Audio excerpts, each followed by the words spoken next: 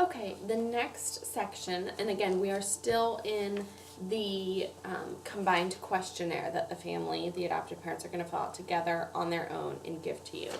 But the last section of it is case scenarios. We're also going to have some of these in the interviewing, but we have some in the questionnaires as well. So it says, in the following questions, we would like to present you with some case scenarios. Please answer these to the best of your ability. This exercise is to help identify specific situations for which you might need further preparation or discussion. You will see in these case scenarios that we have them divided up into domestic and international, since typically the issues being handled in those different types of adoption vary greatly. So we have 3 case scenarios for domestic adoption, and we have 5 case scenarios for international adoption. The first case scenario for domestic says, in her hospital plan, the biological mother had previously said that she desires to not spend much time with the child. However, once in the hospital, you are rarely spending any time with the child, and the biological mother is spending a great deal of time with the child. Additionally, she has extended family members coming in and out to meet the child. How do you respond? Let me start off by saying that pretty much all of the case scenarios included in the questionnaires and interviews are cases that we see with adoptive families, and a lot of them are cases that we have seen multiple times and see over and over. So we aren't just pulling these out of nowhere. These are actual situations that we see happening within domestic and international adoption. So when you receive these questionnaires and these case scenarios, the ones they complete by themselves, you're going to want to read over them and you're going to see how they respond. So in this question, where the biological mother is wanting to spend a great deal of time with the baby, and they're rarely getting to spend any, see how they respond. See if they get defensive, if that upsets them. We often tell families, especially going through domestic adoption in the hospital process, that the more flexible they can be with the hospital process, the easier it's going to be for them.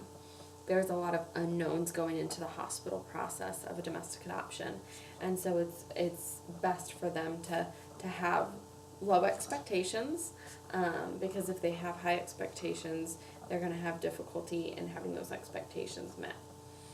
So the primary thing you're looking for and how they respond to this question specifically is if this upsets them, if they get defensive, if they wouldn't be comfortable with that, because this happens a great deal of the time. Now the positive thing is if they're using ABI for placement, our social workers are there at the hospital and we're able to assist with the hospital process and navigating that, and we're there to be a support for them.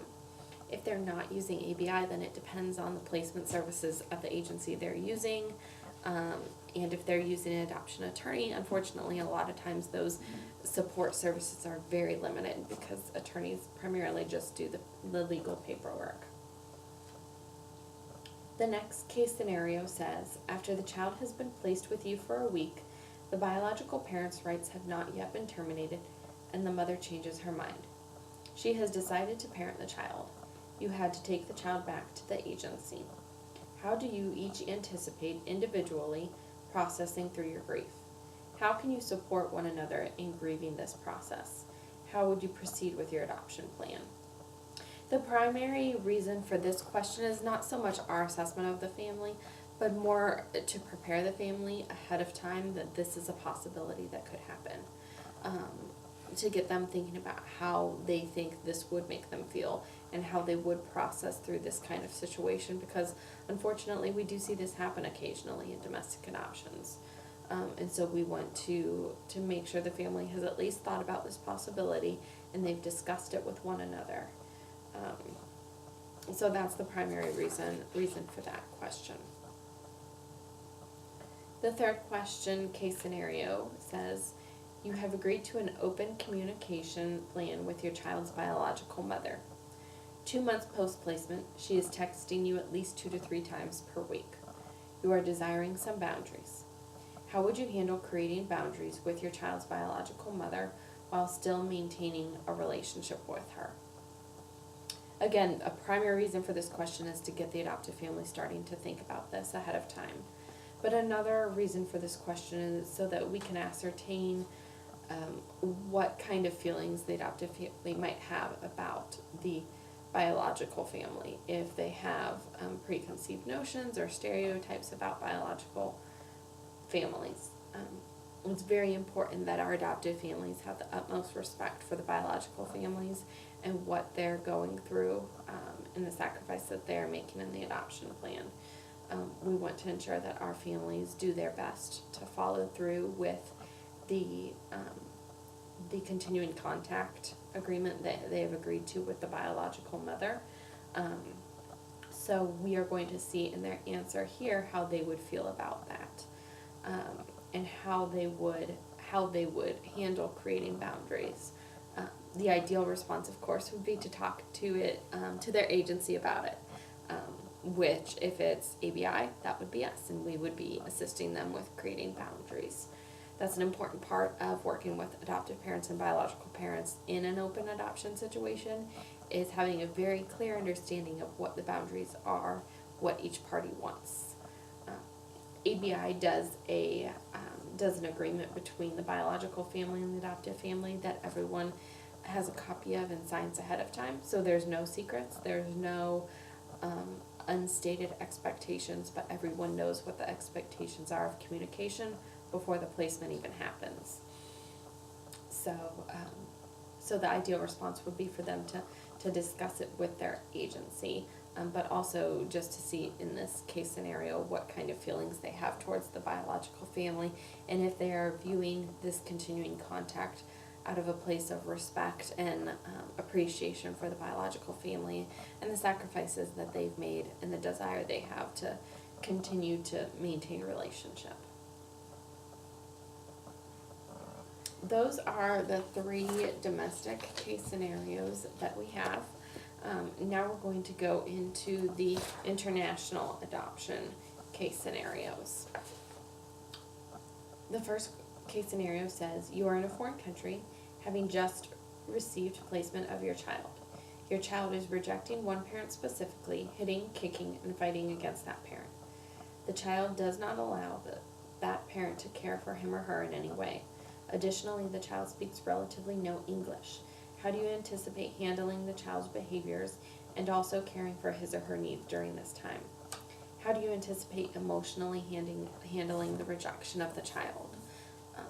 We see this a great deal in international adoption, that there is one parent that the child clings to more than the other. I would say it's more likely for us to hear this happening than it not happening. So a main reason for this question, one, as the other questions, is to prepare the family that this is likely to happen, so that they're not surprised when it does happen. Another reason for this question is to make sure that the adoptive family is having realistic expectations. I recently met with an adoption psychologist, and she was talking about one of the things that, one of the cases she is seeing a lot of right now is when the family only has sons and they adopt a little girl, and the mother has these expectations of what her relationship is going to be like with her adopted daughter, and then after the child is placed, there's a rejection by the daughter of the adoptive mom. And these women have been struggling with that. We've worked with several families that have been struggling with that and facing that as well, where the adoptive mom is struggling because there isn't the connection that she has so longed for there, and there might even possibly be rejection.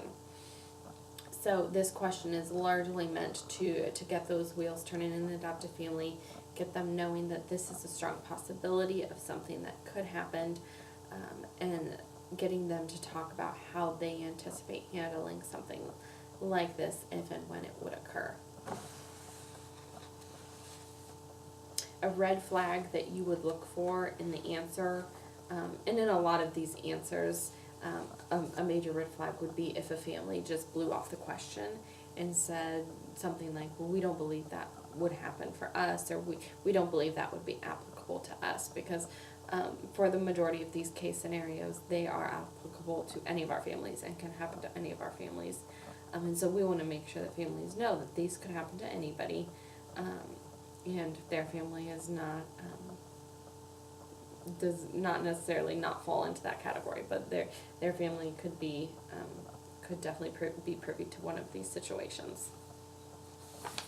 I'm going to stop it right now, and I'm going to move on to the next video.